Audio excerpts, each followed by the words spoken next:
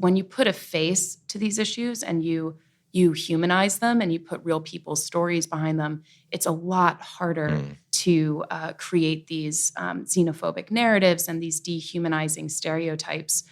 When it's your neighbor, when it's your maybe a family member or a friend, it's a lot harder to think about these issues in these cold political terms, which is so often how we talk about immigration. It's always a political issue, a pawn in some bill or some debate. But these are, millions and millions of people's lives in the balance.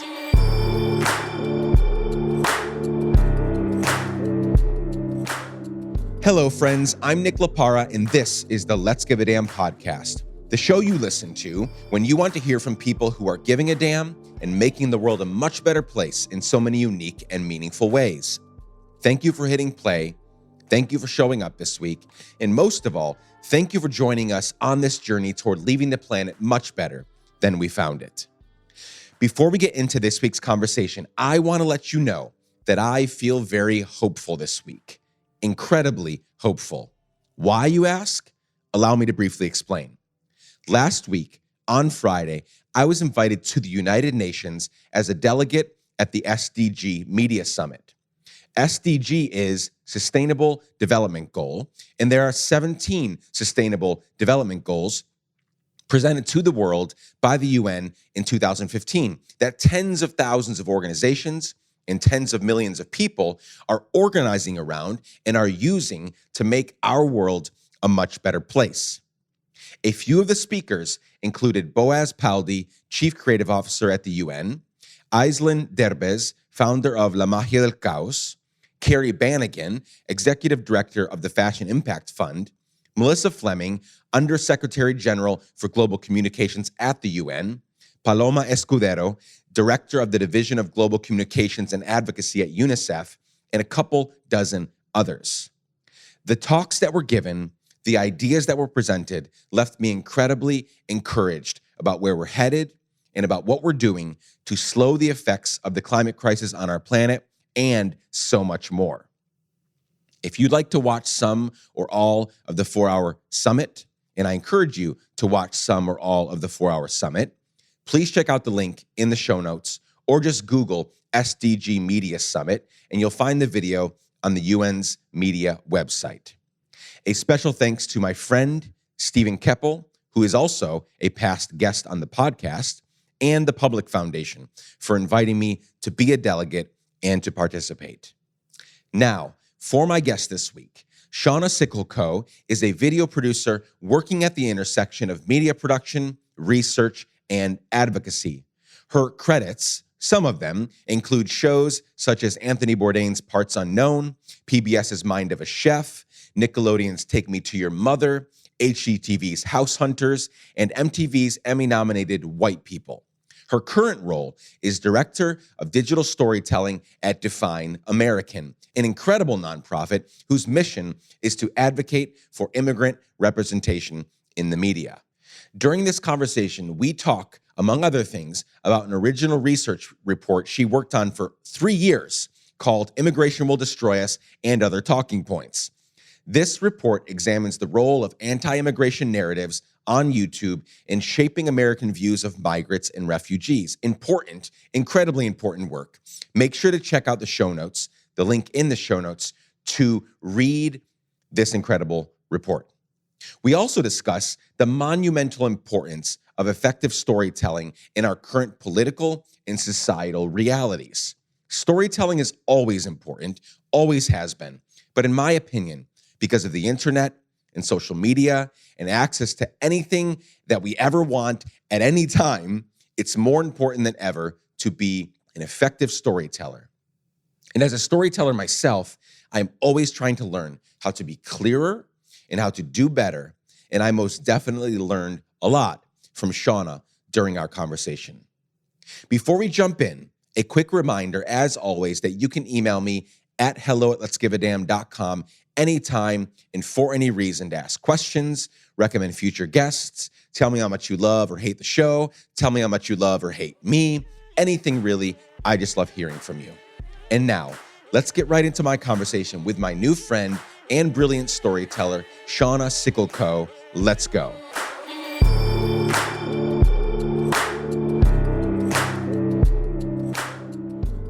Shauna Siggelkow, welcome to the Let's Give a Damn podcast.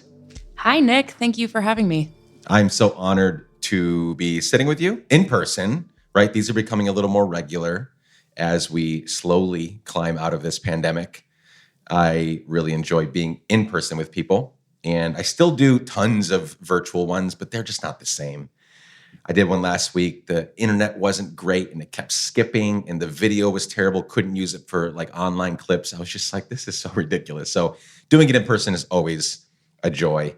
Thank you so much for being here and I won't give people the boring backstory, but thank you for doing it at such last moment notice. I'm so glad. And we have so much to dive into.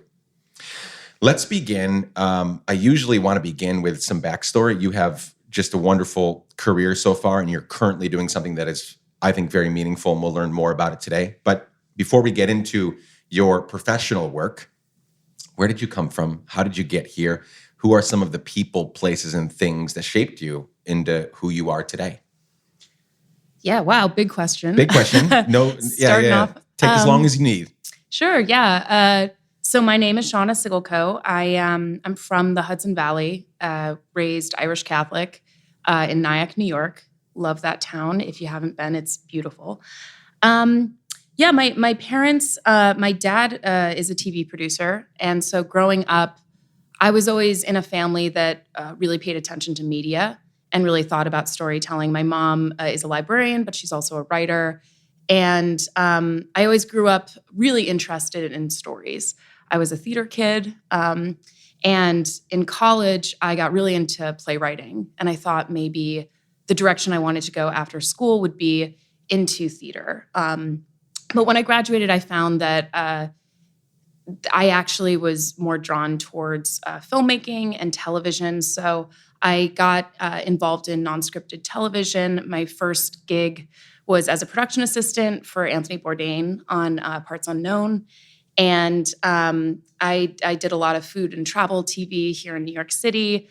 It was kind of a tough time to start out a career. It was in the middle of the recession. So I would be a production assistant in the daytime, and then at night I'd moonlight in editing. So I got no sleep for a couple of years, but I really feel like it was production boot camp. And I did that for a few years. I worked my way up the TV industry here in New York in the non-scripted space, and I was a senior associate producer on a project for MTV in 2014 called White People. And I really think that project was a big turning point for me. I've heard about White People. We've all heard you about heard about White People. Oh my yes. God. Let's talk about White People. It's a funny title. Yeah. Yeah. No, it's great because automatically you're thinking all sorts of things and you're wondering what's the angle here. Talk a little bit about that because what's it about? Because again, I'm not super familiar with it, but I've heard enough about it to know that I probably should have seen it. Well, I'll send you a link after this Perfect. interview. So the project to work on it was an interesting evolution. So what we started with was a study that looked at views of young white people around the country about race. And we had different statistics that looked at, like how high school and college age white kids were thinking about race. One really critical statistic was about half of young white Americans felt that they had been persecuted because they were white. Oh, wow. This was back in 2014. I'm wondering what the context was for. That's what I was thinking was MTV 2014. Like, what was happening that made this thing a reality, right? Because they're spending money on it. They're making this thing. Am I missing something culturally that was happening, or it just was a good piece to make? Oh, like what forces came together? Well, I think that a lot of that credit can go to my current boss, Jose Antonio Vargas. He is a Pulitzer Prize-winning journalist, and he's also an undocumented American. And in 2011, he had come out about his status as an undocumented immigrant. He had done it because he was a well-known journalist. He had done it in a really untraditional way. He did it on the cover of Time magazine. Right. So not the typical story, but so I think that probably that project came to fruition because He had relationships at MTV, and he had a real interest in exploring white identity. Obviously, at the time, we had no idea what was to come with Trump and white nationalism in this country, where it sits today. Right. But at the time, I was in my early 20s, and I was, this was a big break for me to work on this project. I was a huge fan of Jose's already. So I was in charge of casting. So, it was one of my roles was casting, and I interviewed hundreds of not just white people, but predominantly white identifying people about their viewpoints on race. And it was a really eye-opening experience for me personally. I think I learned a lot about my own privilege and my own kind of position. And the project itself, what it turned into was a series of segments kind of looking at these statistics, how they actually were playing out in real people's lives. So I don't remember the stats off the top of my head, but for example, half of young white people felt that they had been persecuted because of their skin color. We found that really centered around the idea of affirmative action and scholarships. And we found this young woman in Arizona who wasn't able to go to the college she wanted to because she couldn't get a scholarship. And she felt that her friends of color were given more opportunities than she was. So we explored that topic through her perspective, but also through her friends' perspectives. We also traveled to Pine Ridge Reservation and spent some time with some young white teachers who were teaching Native students. And that we explored privilege through that angle. So we really traveled around the country and looked at how whiteness, kind of the identity of whiteness in a changing America. And Jose was the host of that project, and we really clicked as soon as we met. I've been working with him ever since. We've been working together Quite now a few 8 years. years. Yeah. And the next project we worked on together was at the LA Times. We worked on a project called Emerging Us, which was looking at emerging American identities. So every week we produced a different documentary about intersectional American identity. And these were, at the time, these were just really cool projects, and I felt really lucky to have those opportunities, and I still do. But in retrospect, it was just a really interesting time to be traveling the country and talking about American identity in 2014. I did that from 2014 through really 2017, and obviously the 2016 election cycle. Those peaceful days. Yeah. It kind of disrupted all of our lives, right? And I think at the time I felt like I was just making documentaries because I was fascinated by the subject matter, and it was artistic and fulfilling in that way. But I think for a lot of people, the 2016 election cycle was a turning point for a moral imperative, and just, I kind of got to a point where I was just like, what do I want to do with my life? Sure. And I decided I wanted to dedicate it to trying to fight the evil that I was seeing everywhere, that I feel like we're all still seeing everywhere. And that sounds really grandiose, but I don't know. I had the opportunity to have a job to do that. So yeah. No, it's a real special, it's a privilege. Yeah. To be able to, I feel like as you're talking and I'm getting to know you more and the work that you've done, I feel like I was just thinking, I've got my homework kind of cut out for me to go back and look at the stuff you've done, because every project you mentioned so far just sounds amazing. I'm wondering, with the White People Project, was one of the goals, was it just to get them talking and to share and to kind of get these data points from them and to hear their stories? Or did people change their minds? Like, through the project, did you see people maybe beginning, and again, I'm asking a dumb question because I haven't seen the project yet, but did you get people starting with, hey, I feel like my friends of color are getting more opportunities, and then by the end of the project, they were like, oh, that's just not true, given all the context? Did their minds change? Or was that not the goal of the project? I don't think that was the goal, and especially because it's not guaranteed. Sure. There's no guarantee people are going to change their mind on camera. I think that there was some opening of minds, at least. Katie, our subject in Arizona, I don't know what she'd say today, or even, Yeah, because a few things have happened since then that either might have pulled her back into that thinking or set her free, depending on which way she went with 2016 and 2020 and everything that's happened. Totally. Yeah. And she was, I think she actually was a really open-minded person, and she was open to hearing from her friends and from other perspectives. So I think her mind might have been changed, but you'd have to ask her now. There was another family that we profiled in the Northwest, where the stepfather was really set in his ways, and the son was teaching a white privilege class. He was actually doing a workshop to try to get people in his community at his community college to open their minds, and his stepfather sat in on that.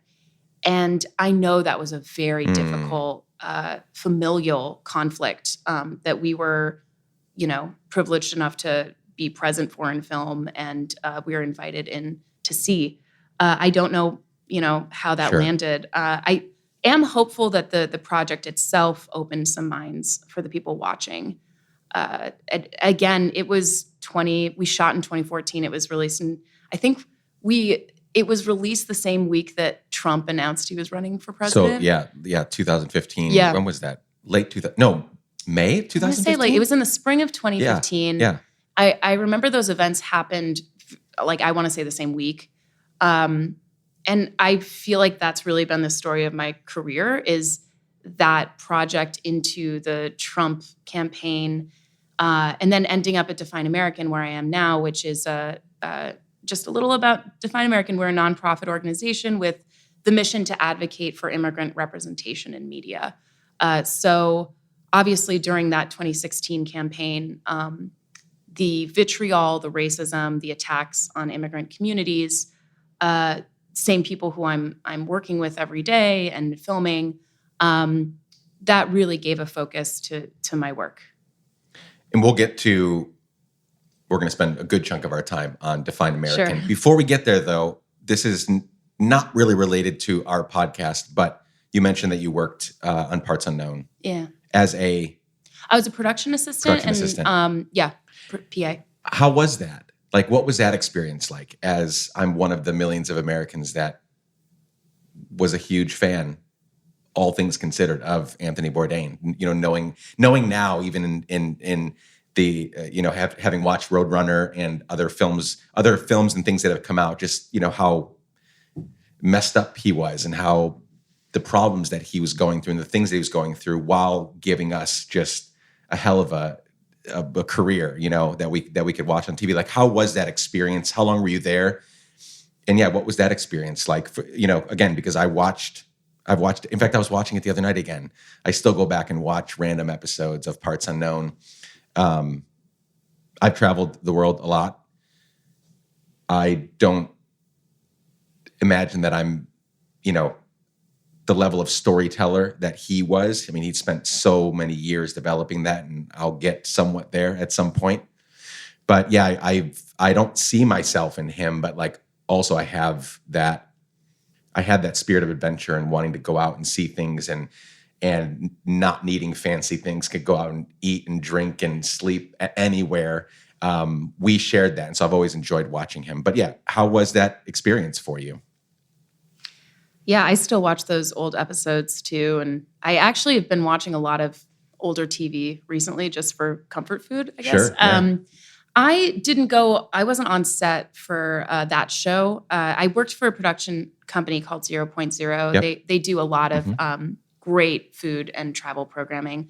So I actually was more involved in some of their other projects, but I always mention Parts Unknown because I think that's really their bread and butter. Yeah. It is a banner project for them.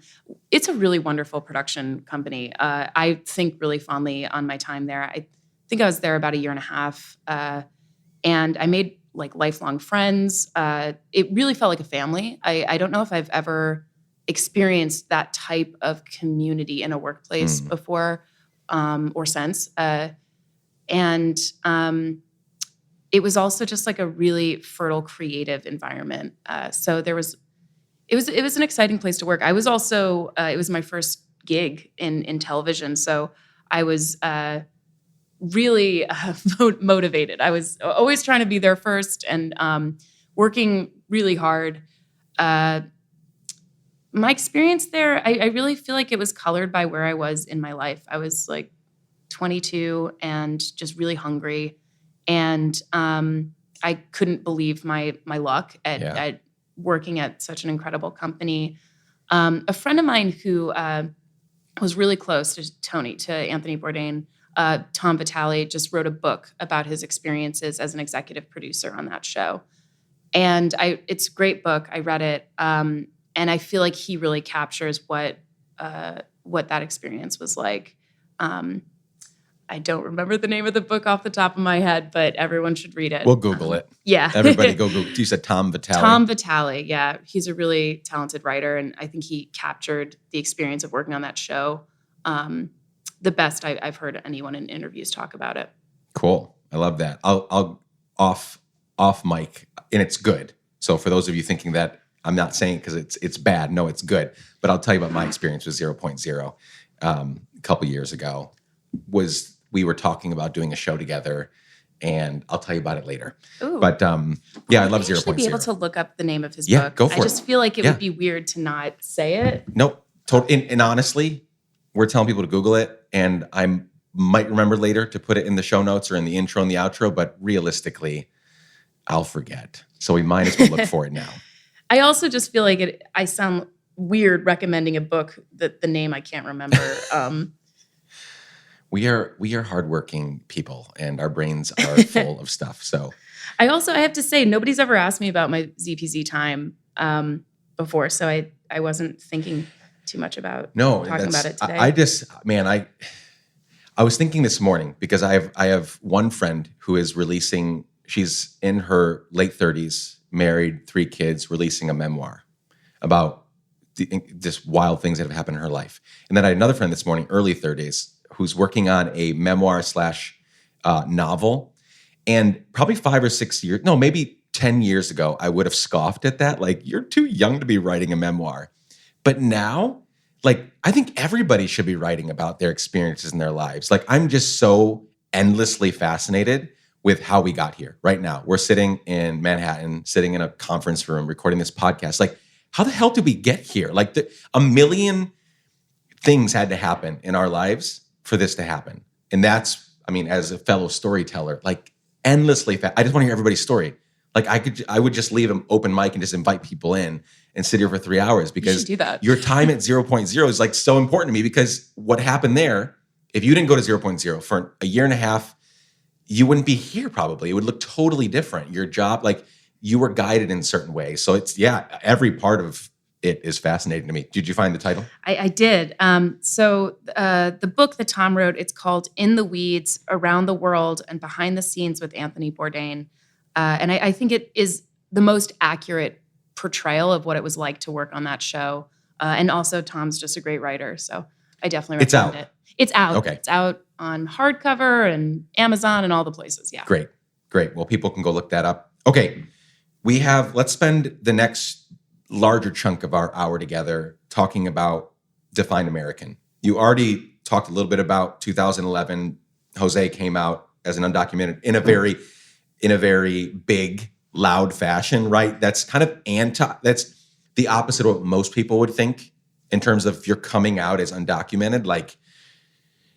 But I see that happening more and more. I see that especially millennials doing that, where it's not a secret anymore. It's not something that they're actually proudly talking about the fact that they're working hard and they're contributing and they're doing this and that and they're undocumented. And it's not for lack of trying. They want to become a citizen. They want to do this. They want to do that. And here's where they are. This is their reality. So did it in a very, very big way. Define American believes in the power of media to humanize the immigrant narrative, one story at a time. Real quickly, before we get into Define American, what you all are doing is very personal to me. My dad came to the U.S. as an undocumented immigrant from Guatemala. As a kid, ran away from home during the beginning of a civil war in Guatemala, came to live with some distant uncle of his mom's and my now deceased grandmother. And and then my grandfather came in to look for him. And he liked it so much that they stayed and they built a life here. And he married my Italian mother in Rochester, New York. That's where they met, 5 or 6 hours from here. And so I am a beneficiary of people struggling to come here, not knowing what they were going to be met with.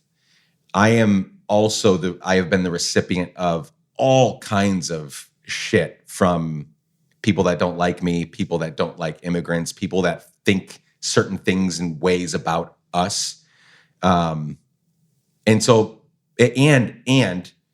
when I was 9, we moved to Guatemala for 10 years. So I not only got the benefit of, being the son of an undocumented immigrant who is now documented, but then I moved there for 10 years to live and got to grow up in a different country, which gave me this insatiable thirst to travel and explore and spend as little time in the US as possible, because I like it okay here, but I feel way more comfortable when I land somewhere else that is not the United States. And so I then spent, 6 years traveling to 30 countries.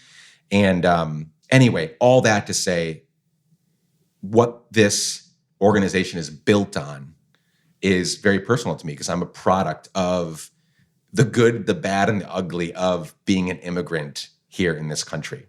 And the more that I'm learning about it, I didn't word for word read through this report that we're going to talk through in the other work, but I've read through most of it.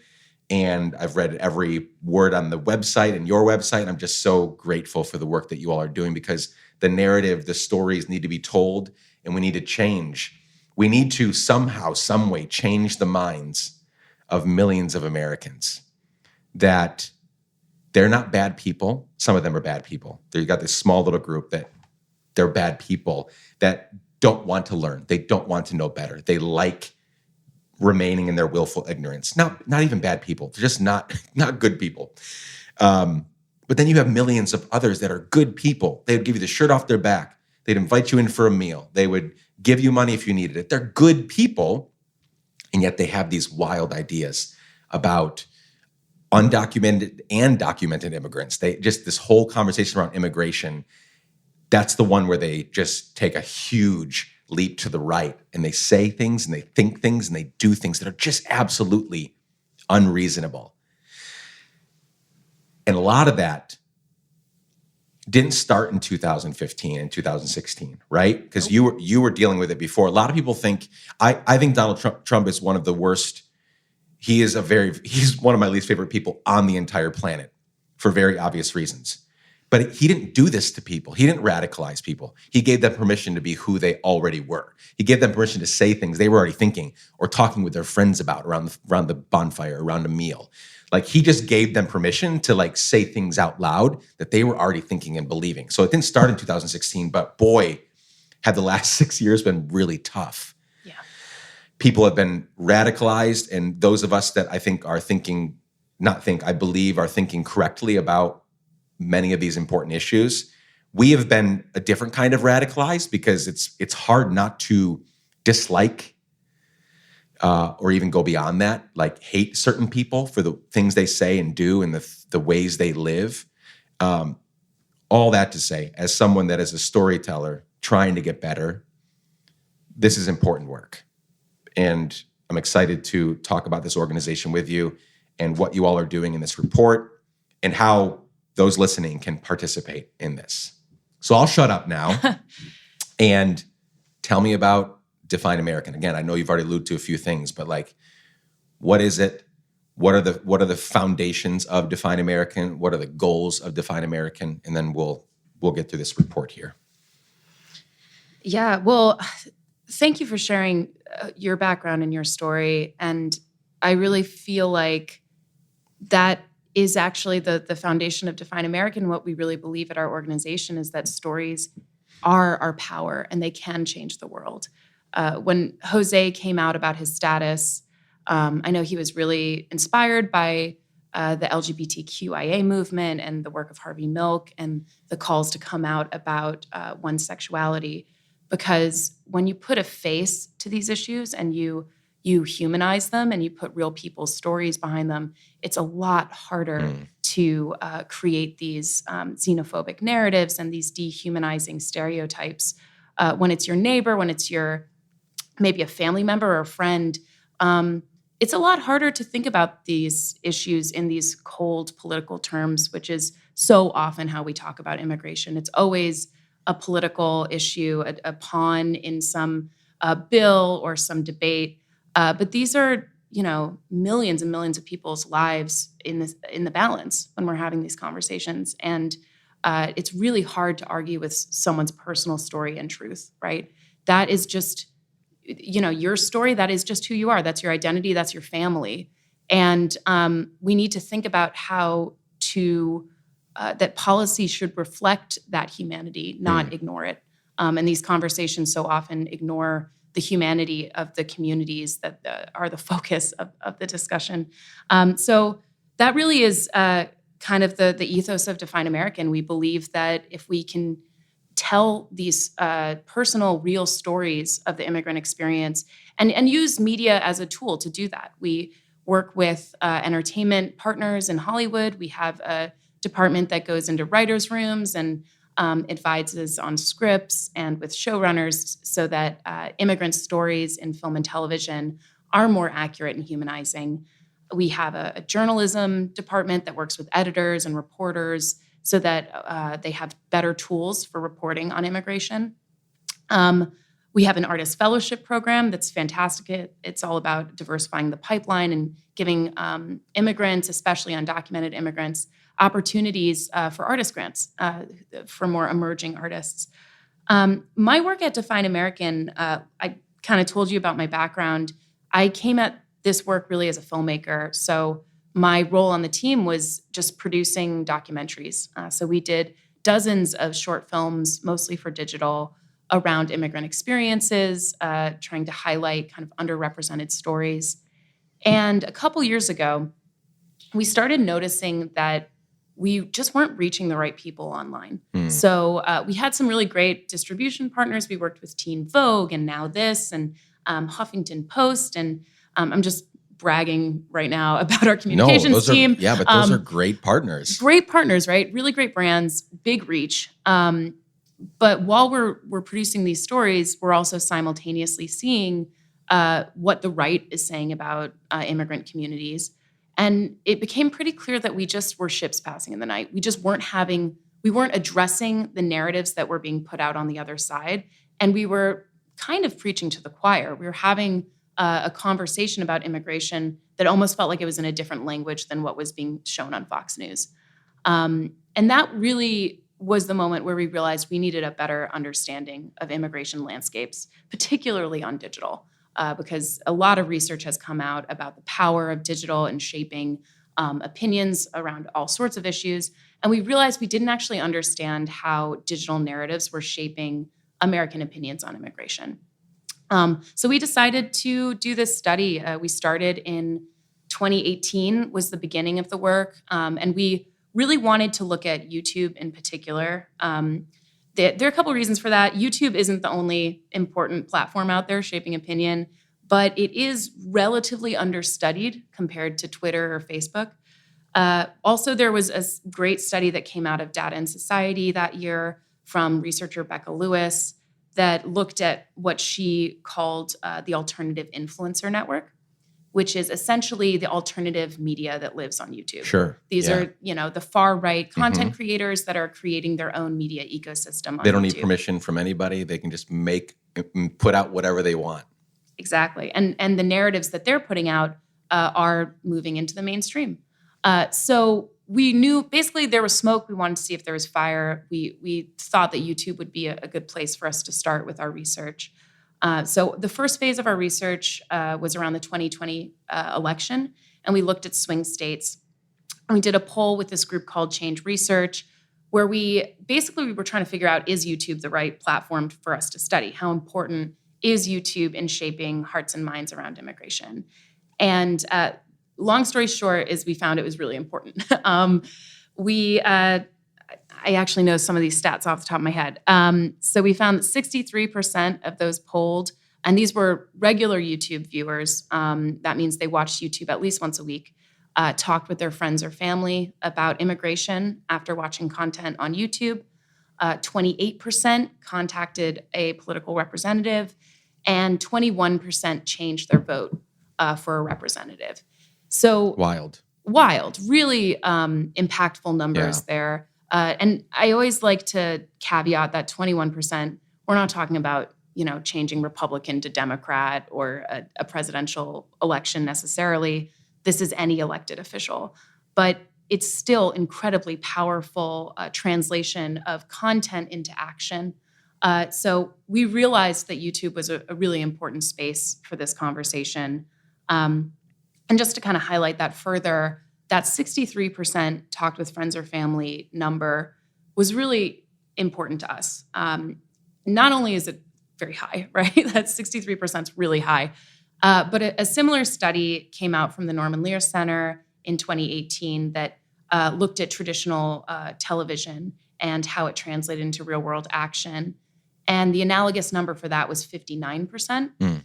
So what our study suggests is that YouTube might have an even higher impact on audiences to cause them to do real world action based on content they've seen. So to our first question, yes, YouTube is a really important space for shaping not just opinion, but also action on immigration in this country. Next, we wanted to understand who is producing anti-immigrant content on the platform. What are the channels? Who are the content creators? And what are they saying? So we partnered with a professor at the University of North Carolina, Dr. Francesca Tripodi, and we looked at the top performing anti-immigration content of the last 15 years. So that was all the available data, but essentially the lifetime of YouTube. What are the videos that have the highest view count in the history of YouTube that are anti-immigration? And from those videos, we were able to develop a network that we've called the Great Replacement Network. And these are the channels that have published the most viral anti-immigration videos of all time on the YouTube platform. There were a ton of observations from that data. I would say one of the biggest observations we had was that most of the videos were actually coming from two sources. There's the far-right explainer video YouTube channel PragerU, which figured they would be in there. Oh yeah, they're in the mix. And then there was let me guess. PragerU, The Blaze? The Blaze is, I think The Blaze is in our network, but they weren't one of our top. Yeah. Okay. I'd actually be surprised if this is kind of in the weeds immigration stuff. Okay. So the other top content creator was the Tantan Network. I don't know. Not familiar with them. No, and they're the top up there with PragerU. Well, the Tantan Network, it's to be clear, the Tantan Network is actually a consortium of different think tanks. So it wasn't one channel, but they're part of a network. Sure. And they were established by John Tantan, who has since passed away, but is a noted and established eugenicist. He began forming anti-immigration groups, I think, in the late 70s. And they've grown into dozens of really well-funded organizations that have really official-sounding names like Center for Immigration Studies, or CIS, Numbers USA, FAIR, Federation for American Immigration Reform. They sound really official. Yeah, it sounds legit. Yeah. But many of these organizations are Southern poverty law designated hate groups. And we saw in the content that they have really made the transition to digital very successfully. They've been doing this anti-immigration media work for decades, and they're extremely well funded. I think the last number I saw was like $20 million in that range. And we're talking about, dozens of groups. This isn't just one organization. Right. They're often cited by mainstream news sources as legitimate, sources for immigration. They'll go on legitimate news channels like a CNN or MSNBC and talk about immigration as experts. Many of them served in the Trump administration. These are really powerful people and organizations that for decades have been waging a media war on immigrant communities. So when we did our study and we looked at YouTube, we weren't surprised at all to find their content in our network, very successful posts that had millions of views. One of the videos, I don't want to say its name because I don't want people Googling it, but it's a video about, that's really meant to scare the audience into thinking that mass migration to the United States is going to destroy the country and we have limited resources and we can't solve the world's problems. So the speaker, Roy Beck, does a demonstration with gumballs, and there are thousands of gumballs on this stage and one little glass. And each gumball is 1 million immigrants of color, explicitly people of color. And how are we, as this little glass, the glass is supposed to be the United States, how are we supposed to solve the world's problems if we, try to get all these thousands of gumballs into our little glass? In some ways, it's the perfect visualization for the Great Replacement theory. Yeah. And that actually, it brings me to the next finding. We found that the videos all made an argument or contributed narratively to the overall framing of the Great Replacement theory. And for your your listeners who aren't as familiar with this white supremacist nationalist theory, it's a conspiracy theory that a cabal of powerful Jewish people are orchestrating the immigration system to, encourage more people of color to immigrate to the country for political gain and replace the white population. It's also, packaged as white genocide. Mm-hmm. So this framework we found throughout this network, and it's also not so, it's not so hard to find these days. You have Tucker Carlson talking about it on Fox News. Yeah, they're not even trying to hide anymore or mince words. They're just saying it. Yeah. But for us at Define American, we're a narrative change organization. Mm-hmm. We're focused on media narrative. So for us, one of the most important findings from this report is that we know what the other side's overall narrative is. It's the Great Replacement theory. That's how they're framing immigration in this country. That's how they're scaring people into feeling that being welcoming is a luxury that we as Americans can not afford, that we're under attack, our culture's under attack, our families are at risk, our safety's at risk, and immigration and immigrant communities are to blame. In the report we're talking about, just because we're going to talk about it for a few more minutes, but there's a lot in here. And it was, 3 years of work, released this year in April. And so we have physical copies here. You can't have that, sorry. But immigration will destroy us and other talking points. And I'll link to this because it's on your website and on the Define American website. What have you shared some really important findings there, things that I'm going to continue to think about, because again, I'm always thinking about, I want to invite reasonable thinkers that might not agree with me on certain issues. Like the Tucker Carlsons will never be in conversation with me on this podcast about it, because again, I think they're not in this to learn. They're not in this to change. They're in this to spread willfully ignorant disinformation. But I'm trying to get other people that, again, might have differences, but I believe that they're good people and we could work on changing each other's minds or at least helping each other understand. So as we continue to develop, so I was talking with a friend this morning, and her name is Kate. She was visiting New York. She just left a couple hours ago. And she was talking about how, and I've met her mom, lovely woman, but they are like all in on Donald Trump. They have the coffee table book and they have mugs and they got different things and they're all in. Even after, I've always said I understand. I would never do it. You couldn't have paid me any amount of money to vote for him in 2016, but I understand why some people did. A lot of frustrating things happening. A lot of people that weren't being, they their needs weren't being met, they weren't being listened to. Totally understand that. Again, even though I would never do that. 2020, totally different story. You saw 4 years of this guy just blatantly being hateful and committing crimes and doing all sorts of things right in front of us, like no hiding it. And she was talking about how it's getting more and more difficult to talk to them about these things, but they really want to, because they're going to go live with them for like 8 or 10 months while they save up to buy money for a house. Well, they save up money to buy a house. So she and her now husband, they're going to go live there. And she's like, man, it's not like visiting for the holidays. Like, we're going to be in the guest house, but like a lot of interactions. We're not going to be able to avoid the coffee table book or that Fox News is on all the time or whatever. And so help us as a storyteller.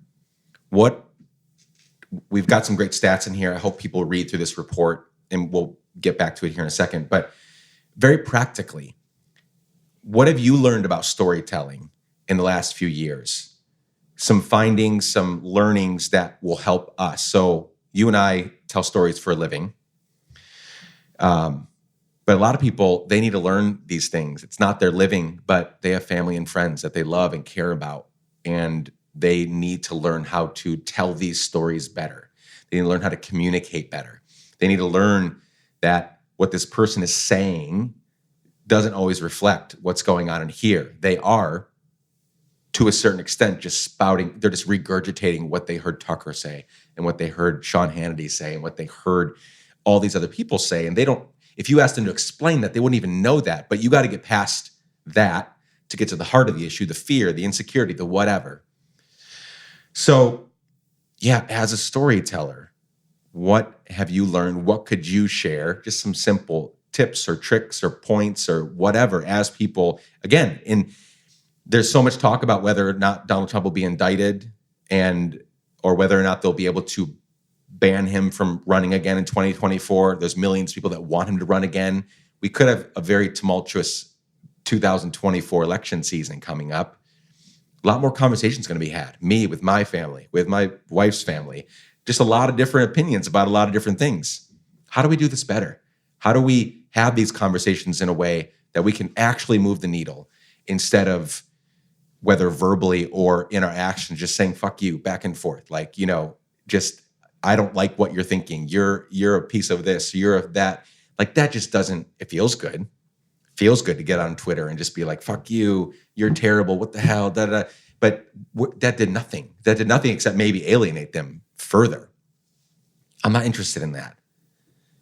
I want to move the needle. I want to bring people over to what I believe is the right way of thinking, the right way of living, inclusive, open, accepting, bringing more people in instead of it just being a bunch of me's running around. So help us with the storytelling side of this. Do you have any tips? Do you have any tricks for the listener? Not common, you're not common, you're amazing. But like just an everyday person that is working a job at a gym or a consulting firm, or they're a lawyer, they're a physician's assistant or whatever. They're just doing normal everyday jobs, but they have to learn how to be a better storyteller so they can move the needle in these relationships. I mean, isn't that the million dollar question of our time? And it's such an important one. I also have to say, just because I do this for a living doesn't mean I really know the answer or that I'm good at having these conversations. I also struggle with how to speak to members of my family about these issues because the stakes can be really high. Very. It's your family or someone close to you, and but the stakes are high, and that's just the time we're in. I would say actually any tips I have actually come from the research we did. So we found in the videos there was actually a really surprising commonality in the way that all of these anti-immigrant, not all of them, many of the anti-immigrant videos were packaged and presented. A lot of them looked educational. They looked like college lectures or explainer videos. And I think when it comes to immigration, this is an issue that is really emotional, but I also think it's just really confusing. It's a lot of wonky policy. There's a lot of, we're talking about the story of this country. It's really complicated. Yep. And you have all these different types of people who are motivated by different reasons to come here. So I think one of the strengths of these videos is that they feel they feel informed, and we can talk more about how they're packaged to feel informed and educational. And they're simple, and they take this really complicated issue and they break it into bite-sized pieces. So I think that reducing complication actually isn't something to strive for or a good thing, but it is clearly effective for the other side. I'll also say that the research showed that the tactic that's used most commonly is fear-mongering. It's about making the audience scared.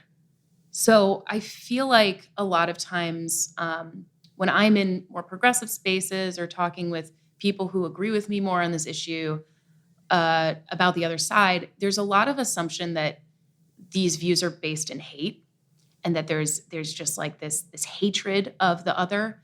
And I'm sure in many cases that's true, I think what's appealing to these videos for a wider swath of people is fear. And I really don't think you can start to have a conversation about, our national identity or our policies or really anything if people feel threatened. If they think that their livelihood or their families or their country is under attack and threatened, there's kind of no way to get through that, I think. And I just think that's human nature. If you feel scared, that's your top priority. Yep. And I feel like a lot of what the Trump campaign in 2016 and administration did was scare the shit out of people. Yep. Right? Exactly. And I mean, that's what the 24-hour news cycle does too. It's like you said earlier, it's not, I don't think Trump is the cause of any of the stuff. He's just a really unpleasant symptom and galvanizing symptom. Yeah. So I think that coming from a place of, I do think bringing facts helps, but thinking about facts not as, something that you do to fact check somebody and this is just an intellectual argument, but using facts actually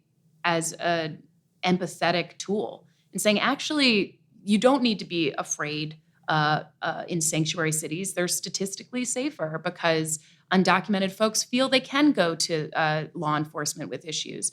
Going with, calming statistics, actually, I think could be a good place to start these conversations that are always going to be really difficult, but I think are incredibly necessary for where we are as a country. If people want to learn those statistics and learn how to have these conversations, where should they start as they look at who Define American is and what Define American offers? Again, you mentioned all the different ways that you all are working. There's research and entertainment partnerships, journalism partnerships, storytelling, storyteller advocacy, and so on.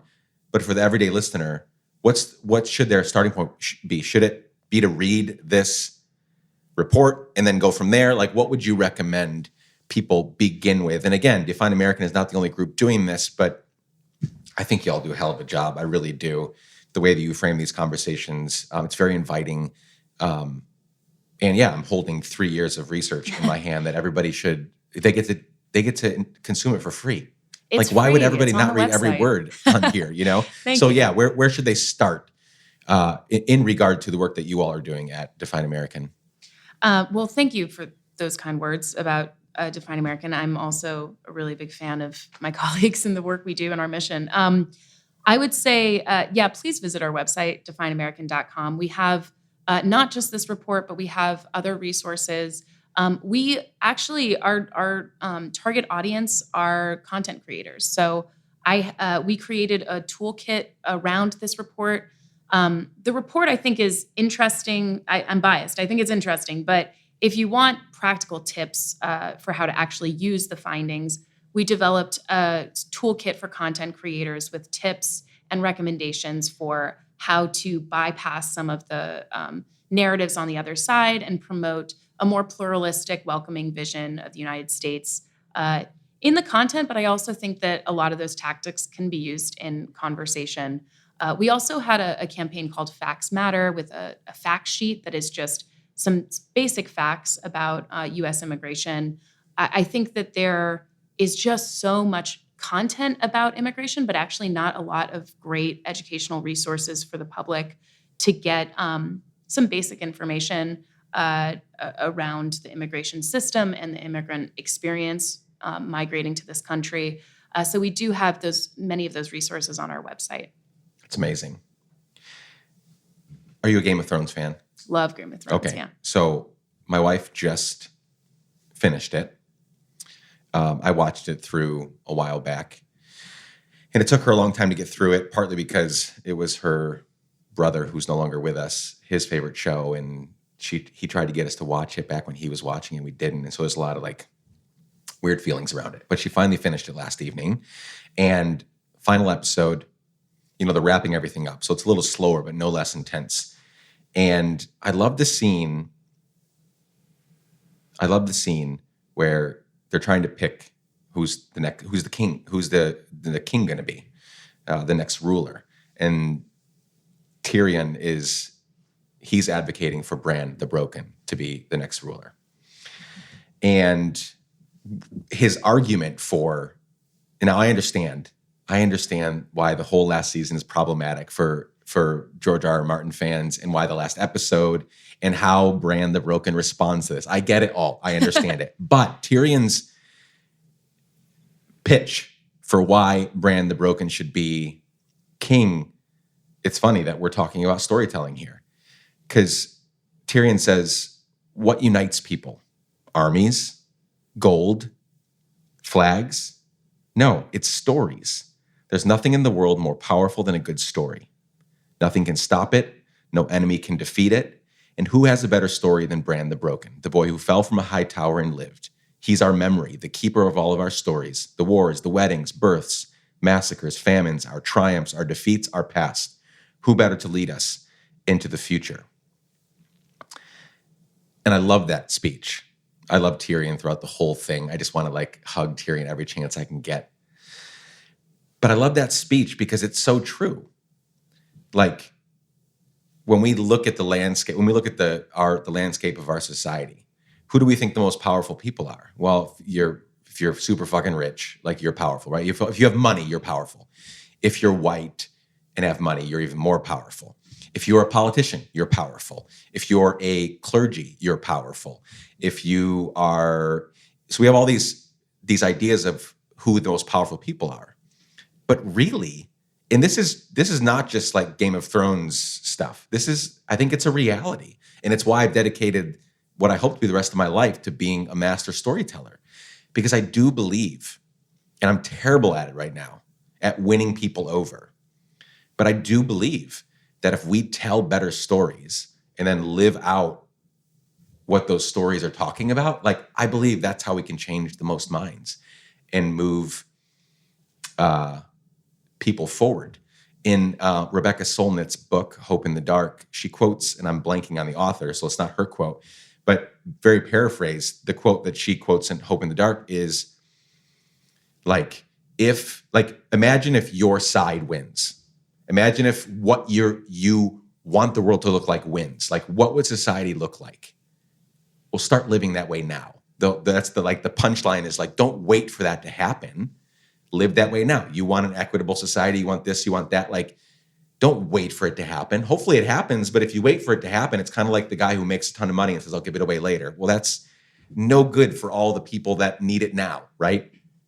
And so I'm saying all that to point out the importance of your work, the importance of my work, the importance of Define Americans' work. I think that is, if we have any success, and I say we, those of us that are more progressive thinkers and livers, if we have any success in the upcoming midterms and in these next few years, politically, societally, culturally, it will be not because we had the sickest burn on our local politician, right? Yeah. Or our national politicians. That, again, that feels good for a moment to watch some senator take another senator down. Oh, it feels so good. Look, they just gave it to him. But you did nothing. They didn't move the needle. I think it's going to be those of us that are telling better stories. Yeah, I would fully agree. I do hate that scene in Game of Thrones, but I agree with Tyrion's sentiment and with everything you just said. I think that stories give us hope, and if we can imagine a better world, it really is the necessary only path towards that world. I feel, I listen to the news and I just feel a lot of despair lately. And I feel like Every everyone day. I know, Every damn day. it's just so it's just so awful out there. And it does feel like it's getting worse, right? But I heard something that gave me hope the other day, and I was like, oh wow, yeah, That right. feels good. This is the only thing that is going to pull us out of this is imagining a better future. And I really do think storytellers have that power. And in our media ecosystem, it's the media where that can be distributed and seen. I think that narrative is the way forward for sure. I also think, not to be technical about it, no pun intended, but I think we can't underestimate how much tech is shaping our reality and our problems in our world. And I do feel like tech accountability, until we have that, we're kind of screwed. I'm sorry. I sort of think that way. Completely And agree. I don't think it's just tech accountability. I think there are a lot of elements to kind of digital activism and algorithmic justice. I think narrative is actually kind of an under-examined element of activism and organizing that can happen online. I actually think part of our findings with this report was there's a cohesive narrative attacking immigrants on YouTube. We need a cohesive narrative on the other side. They're telling a story. We need to tell a better one. But I do feel like so much of what we're seeing with, people not paying attention to climate change, all the mis and disinformation, all the erosion to our democracy, so many of those rivers lead to the ocean of the disruption of new tech and big tech. So I do think that our stories are important, and kind of the landscape that we tell them in is as well. And the digital landscape is kind of the battleground for our future, right? Yeah. So, yeah, just they to always add say that. they always say that like the kind of the high tension vitriolic like angry stories are the ones that sell, right? So we got to keep Right. selling those. And that's true, but I refuse to believe that could be the only way. Like I want the good stories to sell. I have this dream. I don't even know if it could ever happen, but there should be a network not dedicated to like fluffy, like feel good stories only, but there should be a news network that is dedicated to telling good stories, not ignoring the bad shit, but just telling good stories. Like that should be a track. Like that should be, I want, sometimes I get frustrated at some of like the late night shows. They're not obviously trying to be serious, right? But I'm like, you have the opportunity. You have some of like some of our most beloved celebrities and leaders on these shows to talk about their books and their things, and then you just get like silly with them. And it's like, no, like ask better questions. Like I understand that you got to, you guys have an algorithm figured out. You got to laugh every so often so to keep people engaged. But come on, just get better at telling stories. People will stay. They will stay if you ask better questions. I think Stephen Colbert does a great job of kind of the back and forth. He's so fucking smart. And like, he does a great job of mixing the laughter with like the deep and the heady. But man, we just need to get way better at it. So I'm glad, anyway, all that to say, I'm glad that we're both doing this work. Last question as we wrap up here. Who are your storyteller? You've been storytelling for a long time and you're getting better at it and you've made a career out of it. Who are some of your like hero storytellers? Like who do you not emulate necessarily, but look up to, people that you have learned from that are storytellers? It could be written or oral or movies or TV or whatever. And I didn't warn you about this question, so if you can't come up with anything, or just be silent for a minute and then I'll cut out the silence, whatever. I think you've probably caught on that I'm terrible at remembering names.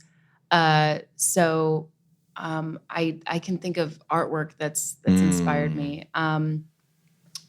I really love visual art, actually. I really like Monet, and I'm actually really inspired by the classics. I was a classics major in undergrad. Um, I did a ton of theater, and I read all of the ancient plays and those archetypes. Fantastic. And I feel like whenever I'm feeling kind of a drain on my creativity, I go back to the Greek classics. So I feel like that's a very Eurocentric Western answer, but I don't know. No, it's it's true. fair. I studied abroad in Greece too, and it was like kind of a spiritual experience for me. Other artists that really inspire me, I think about like Grey Gardens was a really big piece of content that changed my life. That verite style of documentary. Mhm. Paris is Burning was Mhm. probably Mhm. when I decided to become a documentarian. Oh, wow. Yeah, I think I've always been really inspired by theater and documentary filmmaking in particular. I saw a performance of Exit the King, which was a play on Broadway. I don't know, many years ago at this point. I think I was in middle school when I saw it. And this is a spoiler alert for that play, but at the end of the play, it's a play about dying. He's a king, and he's dying through the whole play. And at the end, he has his kingdom in his hand, and he lets it go, and he dies.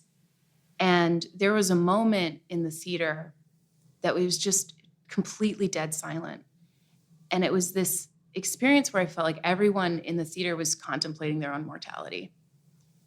And it is one of the more spiritual moments of my life where I felt we're all in this together. We're all facing mortality together in this moment. And that I feel like is when art is really successful, you don't feel alone on this existential journey that we're all on that can be really isolating.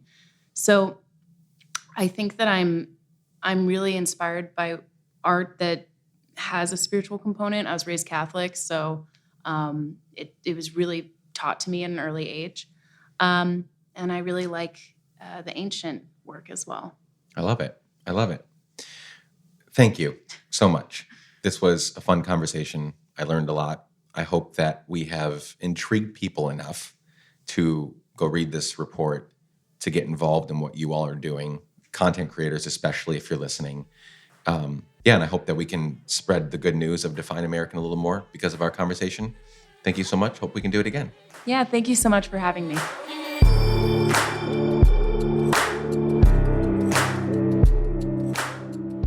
Dam givers and friends, thank you for showing up. Thank you for spending time with Shauna and me this week.